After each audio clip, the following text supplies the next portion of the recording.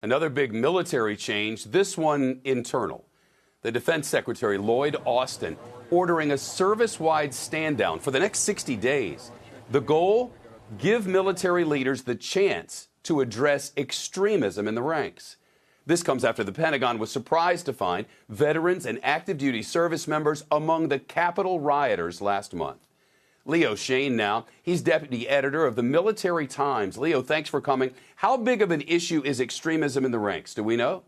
Well, that's the real question here. The military hasn't done any really good surveys up to this point to find out just how many folks might be affiliated. Our paper has done one for the last 4 years among our readers. We've seen that about a third of all service members and about half of all minority service members report seeing some signs of extremism, white supremacy, but the military has said they think that's high, but they can't really refute it because they've never looked at the numbers before. So this 60 days should be a chance for them to really assess that and get a sense of whether or not we're right, which we think we are, or whether or not they're right and it's a very small problem. Well, based on your reporting at the Military Times, is extremism in the military new? Has it always been an issue? Is it growing? Yeah, this has been an issue for quite some time. And we know that especially white nationalist groups, extremist groups like to recruit military folks because of the skills they bring. They bring proficiency in firearms, they bring planning skills, they bring military assault skills. So these are kind of desirable things if you have these crazy ideas of waging a revolution. So we know they're targeted. We know they can be susceptible. We've seen for years they're targeted on social media, fed false information.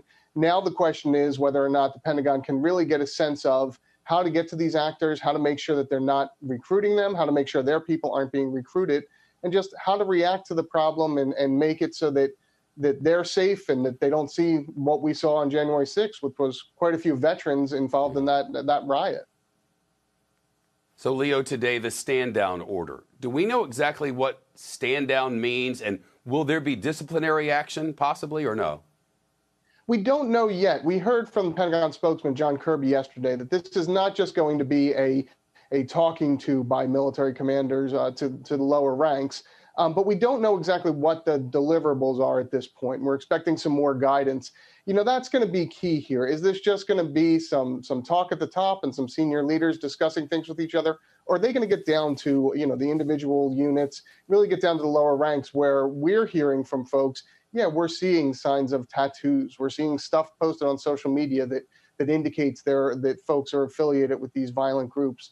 In some cases, there's even Nazi symbolism, Nazi flags or Nazi paraphernalia that folks are showing, but that's not seen by commanders all the time. That's kept hidden and kept in smaller groups. So it'll be interesting to see over the next 60 days whether or not they can really root down to that problem. Leo Shane from the Military Times. Leo, thank you.